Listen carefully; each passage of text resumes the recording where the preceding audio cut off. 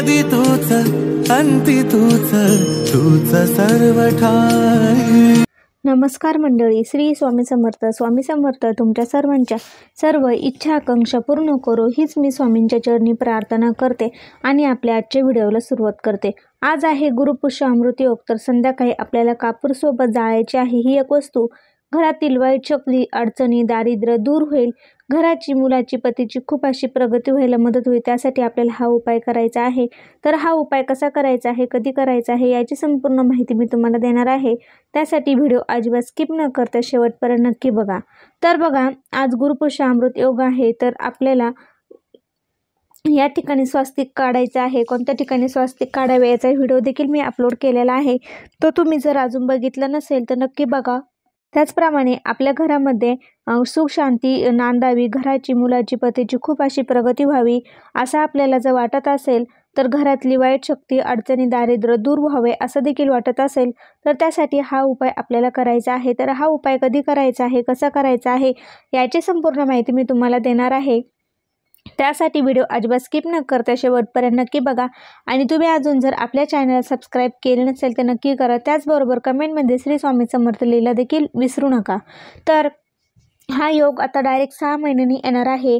तर त्यासाठी तुम्ही आज संध्याकाळी कापूरसोबत काही ह्या वस्तू जर जाळल्या तर नक्कीच घरातील वाईट शक्ती, अडचणी, दारिद्र्य दूर होईल आणि घराची, मुलाची, पतीची खूप अशी प्रगती होईल।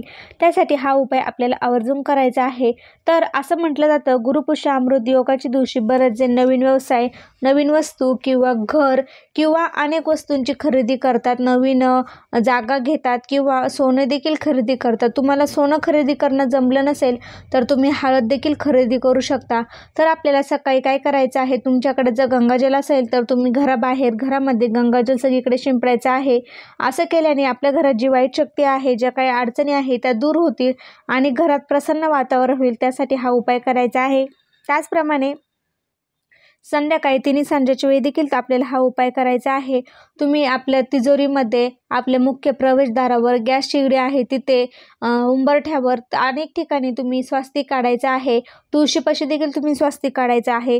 याचा पूर्ण डिटेल व्हिडिओ देखील मी आपल्या चॅनलवर अपलोड केलेला आहे, तो जर तुम्ही अजून बघितला नसेल तर नक्की बघा।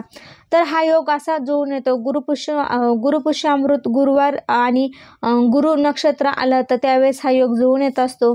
या दिवशी माता लक्ष्मी, भगवान विष्णूंना प्रसन्न करण्यासाठी देखील तुम्ही श्रीसूक्त किंवा तुम्ही श्रीसूक्त वाचू शकता किंवा दुर्गा सप्तशतीचे पाठ करू शकता। त्याचप्रमाणे तुम्हाला जर सोनं खरेदी करणं जमलं नाही तर तुम्ही फक्त हळद किंवा धने किंवा पिवळ्या वस्तू खरेदी करू शकता।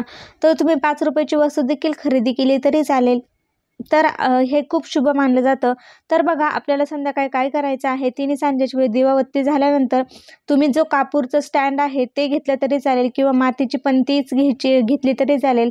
पण आवर्जून हे करण्यासाठी मातीच्याच पंतीचा किंवा तुम्ही मातीचं तुमच्याकडे कापूर जायचं स्टँड असेल ते घ्यायचं आहे। त्यामध्ये थोडे तांदूळ टाकायचे आहे, त्यावर भीमसेन कापूरच्या 5-6 वड्या टाकायच्या आहे। तुमच्याकडे जर भीमसेन कापूर नसेल तर नाही टाकलं तरी चालेल। 2 आपल्याला अख्ख्या लवंगा घ्यायच्या आहे, म्हणजे ज्याला फूल आहे त्या लवंगा, आणि 2 विलायची घ्यायची आहे। थोडंसं त्यावर आपल्याला खडे मीठ टाकायचं आहे, पिवळी मोहरी त्यावर टाकायची आहे आणि नंतर थोडंसं तूप टाकायचं आहे।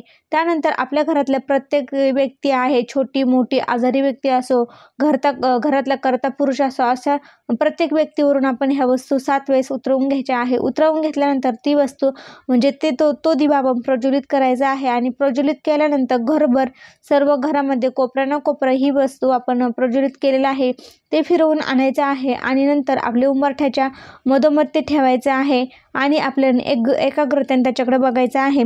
घरातील दारिद्र्य, अडचणी, वाईट शक्ती, दारिद्र्य दूर होऊ दे, घराची, मुलाची, पतीची प्रगती होऊ दे, घरातील सर्व इडापिडा दूर होऊ दे अशी प्रार्थना करायची आहे। जोपर्यंत जळत आहे तोपर्यंत जाऊन द्यायचं आहे, त्याला आपण फुंकर मारून विझवायचं नाही।